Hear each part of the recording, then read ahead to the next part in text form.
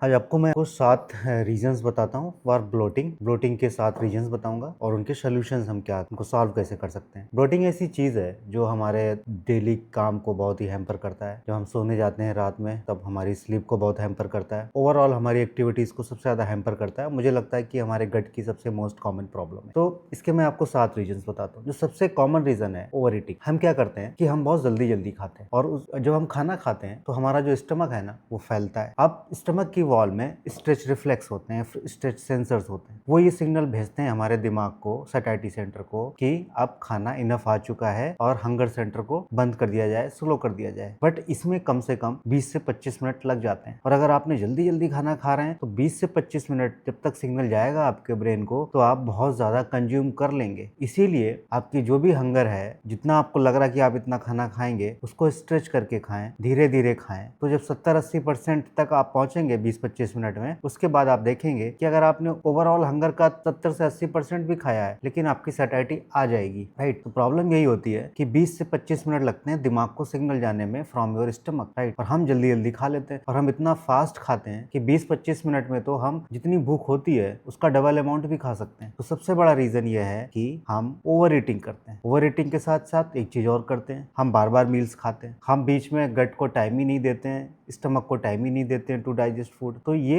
एक common reason है कि ओवर ईटिंग करना। और बार बार आप खाएंगे तो ऑब्वियसली आप ओवर ईटिंग कर रहे हो। तो इसमें इसका सोल्यूशन मैं आपको क्या बताऊं, आपका सोल्यूशन पता है, धीरे धीरे खाना है, राइट। दूसरा प्रॉब्लम क्या हो सकता है कि जल्दबाजी में जब हम खाना खाते हैं तो हम एयर भी इनगल्फ कर लेते हैं। एयर इनगल्फ के दो एक्चुअली 4-5 रीजन हो सकते हैं, तो मैं बट आपको मेन कॉमन रीजन बताता हूँ। आपने जल्दी जल्दी खाना खाया तो एयर जाएगी। अगर आपका डेंचर अलाइनमेंट नहीं है अच्छे से, आपका कोई दांत टूटा हुआ है, ऊपर नीचे के दांत मिले हुए नहीं ठीक से हैं, तो आप बहुत सारी एयर इनगल्फ कर सकते हो। आप खाना खाते टाइम बातें कर रहे हो तो बहुत सारी एयर आपके स्टमक में चली जाएगी, राइट। फिजी ड्रिंक्स वगैरह पी रहे हो, लाइक कोला ड्रिंक्स और जितनी भी फिजी ड्रिंक्स आती हैं कार्बोनेटेड, उनके अंदर कार्बन डाइऑक्साइड होती है। वो अंदर जाके स्टमक में बबल्स बनाएंगी और अगर वो कार्बन डाइऑक्साइड वहाँ ट्रैप हो गई तो वो ब्लोट कराएगी। तो दूसरा तो सबसे बड़ा ये रीजन हो गया। ये तो पहला, हमें जल्दबाजी में नहीं खाना है, और दूसरा एयर को अंदर इंजेक्शन करने से बचना है, राइट। तीसरा जो सबसे मोस्ट कॉमन, मैं कॉमन रीजन मेडिकल के अकॉर्डिंग नहीं बता रहा हूँ, मैं कॉमन रीजन इंडियन सब कॉन्टिनेंट के हिसाब से बता रहा हूँ। जो तीसरा सबसे ज्यादा जो कॉमन मैंने चीज देखी है अपनी प्रैक्टिस में, वो है फूड इंटॉलरेंस। फूड इंटॉलरेंस सबसे ज्यादा मैंने देखा है लैक्टोज जो डेयरी में होता है। तो जब भी आप ज्यादातर लोगों को देखा होगा डेयरी प्रोडक्ट खाते हैं, दूध लेते हैं, मिल्क लेते हैं, बटर मिल्क लेते हैं,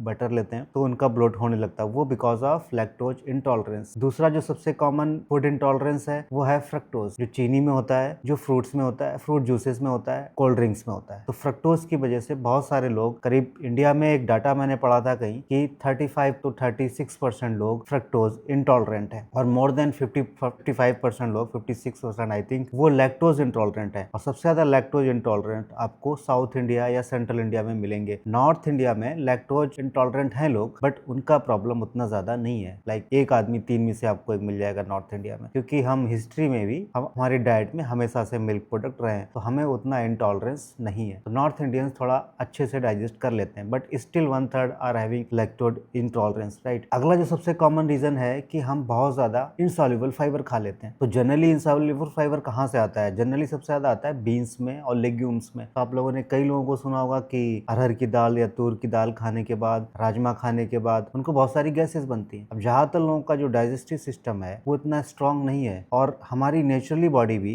फाइबर को डाइजेस्ट नहीं कर सकती है, राइट। तो फाइबर जब हमारी बॉडी डाइजेस्ट नहीं कर सकती है तो उसको बैक्टीरिया ही डाइजेस्ट करेगा, जो इंटेस्टाइन में आपकी होगा। अगर आपने ज्यादा फाइबर कर लिया है तो बैक्टीरिया के लिए ही प्रॉब्लम हो जाती है कैसे डाइजेस्ट हो। तो एक प्रोसेस होता है फर्मेंटेशन। तो बैक्टीरिया जो फर्मेंटेशन है उसको बहुत ज्यादा बढ़ा देता है। जब भी फर्मेंटेशन कहीं पे होगा उसका बाई प्रोडक्ट क्या बनेगी? गैसेस बनेगी। अगला पांचवा जो सबसे बड़ा रीजन है वो है SIBO, small intestinal bacterial overgrowth. जैसे मैंने आपको चौथे पॉइंट में बताया कि हमारी गट में बैक्टीरिया होते हैं जो हमारे फ्रेंड होते हैं, और कुछ बैक्टीरिया हमारे एनिमी भी हैं। तो इन दोनों का एक बैलेंस रहता है। एक हेल्दी इंडिविजुअल में अच्छे बैक्टीरिया का नंबर ज्यादा होता है, बट इनका जो हैबिटेट है, इनका जो घर है, वो बड़ी आंत है, यानी कि कोलन है। छोटी आंत में वो जनरली नहीं होते हैं। लेकिन आपने मान लिया एंटीबायोटिक खाया, या आपकी लाइफस्टाइल ऐसी है, चाय वगैरह बहुत पीते हो, आपका खाना इस तरह से है कि अच्छे बैक्टीरिया सर्वाइव नहीं कर पा रहे हैं। तो कोई चीज अगर अच्छे लोग सर्वाइव नहीं कर पा रहे हैं तो उस वैक्यूम को भरने के लिए बुरे लोग आ जाएंगे। लाइक अगर आपने एंटीबायोटिक खाया, उसने सारे बैक्टीरिया साफ कर दिए, अब वैक्यूम हो गया तो वहां पे बुरे बैक्टीरिया भी आ जाएंगे। तो बुरे बैक्टीरिया अब उनको तो पता नहीं है कि कितनी ग्रोथ करनी, उनका तो पॉपुलेशन जो है ना वो बस्ट भी हो सकता है, पॉपुलेशन एक्सप्लोजन भी हो सकता है। तो उनको कोलन में, जैसे मैंने कहा, कोलन में बैक्टीरिया रहना चाहिए, बट वो अपना पॉपुलेशन ब्लास्ट करके वो स्मॉल इंटेस्टाइन यानी थोड़ा और ऊपर, थोड़ा अंदर की तरफ आपकी गट में आ गए। नीचे कोलन है, ऊपर स्मॉल इंटेस्टाइन है, कोलन में नंबर बढ़ रहा है और वो स्मॉल इंटेस्टाइन में आ गए। तो स्मॉल, इसको कहते हैं SIBO, small intestinal bacterial overgrowth, यानी कि जहाँ पे बैक्टीरिया नहीं होना चाहिए था वहां पे बैक्टीरिया का ग्रोथ हो रहा है। अब ये खाना किस तरह से डाइजेस्ट, ये बुरे बैक्टीरिया है या अच्छे बैक्टीरिया है, ये जो आपकी स्मॉल गट में आ चुके हैं, ये फूड को डाइजेस्ट एक ही तरह से कर पाएंगे, फर्मेंटेशन। अब वहां तो बहुत ही अनडाइजेस्टेड फूड आता है स्मॉल इंटेस्टाइन में। लार्ज कोलन में तो ऑलमोस्ट डाइजेस्टेड फूड ही होता है, सिर्फ फाइबर होता है, वाटर होता है और फीकल मैटर होता है, बट स्मॉल इंटेस्टाइन में तो सारा फूड ही है। तो ये जब वहां पे फर्मेंटेशन ये बैक्टीरिया करते हैं जहाँ पे इनको नहीं होना चाहिए था, तब बहुत सारी गैसेस बनती हैं बाई प्रोडक्ट। तो अगर स्मॉल इंटेस्टाइन में गैसेस बनेंगी तो वो आसानी से ट्रैप हो जाएंगी, क्योंकि आगे का रास्ता भी लंबा है और ऊपर से अगर बर्पिंग से भी गैस निकलना चाहे तब भी रास्ता बहुत लंबा है, तो काफी टाइम तक वो गैस वहां पे फंसी रहती है। अगला जो छठा कॉमन रीजन है वो होता है कि लीवर और पैंक्रियाज में कुछ इनसफिशियंसी है, यानी सबसे ज्यादा जो डाइजेस्टिव एंजाइम्स बनते हैं वो पैंक्रियाज में बनते हैं। तो पैंक्रियाज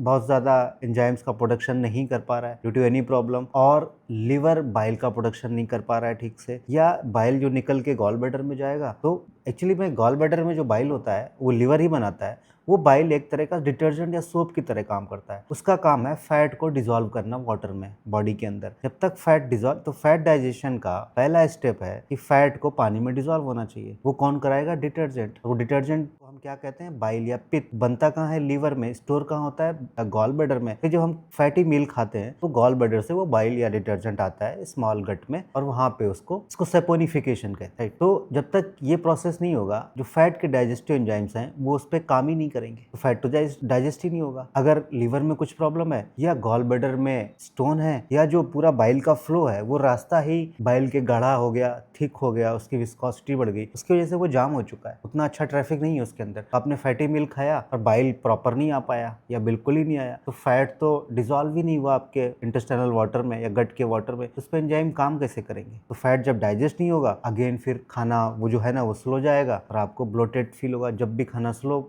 आगे मूव करेगा तो आपको ब्लोटेड फील होगा। ये मैंने 6 रीजंस बता दिए जिनको हम खुद से लाइफ स्टाइल मॉडिफिकेशंस करके सही कर सकते हैं। 7वां रीजन कोई भी बड़ा मेडिकल रीजन हो सकता है। तो ये पहले ये 6 चीजें अपनी लाइफ में मॉडिफाई करना। अगर आप हेल्प लेना चाहते हो स्पेसिफिक तो मुझे भी कॉन्टेक्ट कर सकते हो। ये पहले 6 चीजें खुद से करके देखना। अगर इनमें भी कोई हेल्प लाना चाहते हो तो मुझे कनेक्ट कर सकते हो। अगर इनके बाद भी कुछ प्रॉब्लम सॉल्व नहीं होता है तो फिर हम स्पेसिफिक टेस्ट, जब कोई सीरियस प्रॉब्लम तो नहीं चल रही, तो उसकी तरफ हम जाएंगे। मुझे लगता है कि ये वीडियो आप लोगों को बहुत हेल्प करेगा। द मोस्ट कॉमन प्रॉब्लम जो आजकल लोगों को हो रही है, गट रिलेटेड ब्लोटिंग, तो इस वीडियो को लाइक कर देना, शेयर कर देना और चैनल को सब्सक्राइब जरूर कर देना।